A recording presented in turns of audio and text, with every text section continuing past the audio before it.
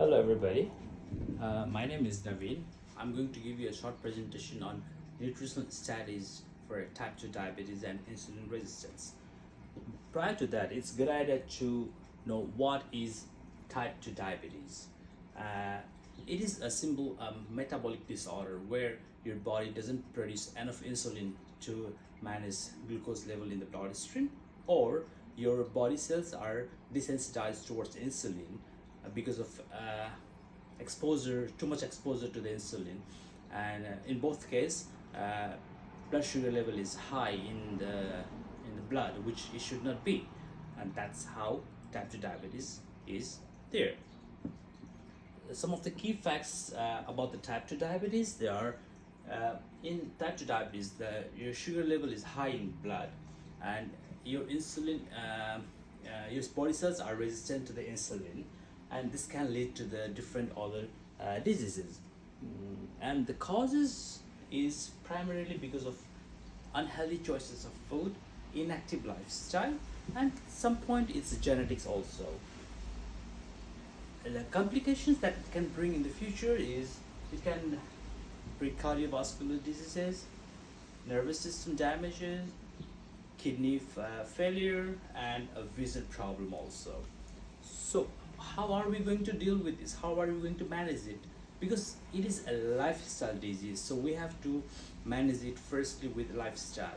Our lifestyle has to be more active, more fit, the weight should be controlled, and it has to be more stress free. So that is number one thing. But equally important, second thing is a nutritional approach. The nutrition what we are taking to manage type 2 diabetes is very important, where the carbohydrates, which is a major portion of our food, should be high fiber complex carbohydrate. It should not be a refined one. The refined one just get break down easily and goes into the sugar level, and it spikes the sugar. But the complex carbohydrate, the body takes time to break it down, and eventually you will get a sugar, but it doesn't spike your sugar level in the blood. And non-starchy vegetables like broccoli and leafy vegetables, those are some of the examples of high fiber complex carbohydrate. Equally, a good protein is important, where a lean protein, fish, salmon, they are good, and plant-based proteins like legumes, beans, lentils, those are good too.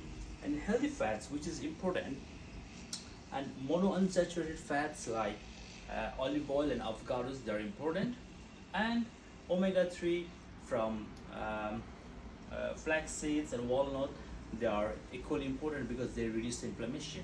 And fruits and vegetables, where the glycemic index, which are in low numbers, those kind of fruits are good for type 2 diabetes.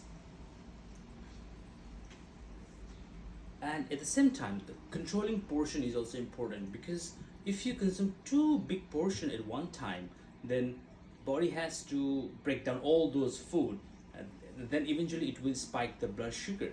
So having a moderate amount of portion is equally important, and also a balanced diet is very important to manage a sugar level in a good manner. So in conclusion, it is very good and easy to manage type 2 diabetes, but just your choice of food has to be good, and your lifestyle has to be more active, and you have to keep in control and check your sugar level on your glucometer, and yeah, make your choice good, because at the end of the day, you are what you eat. Thank you very much.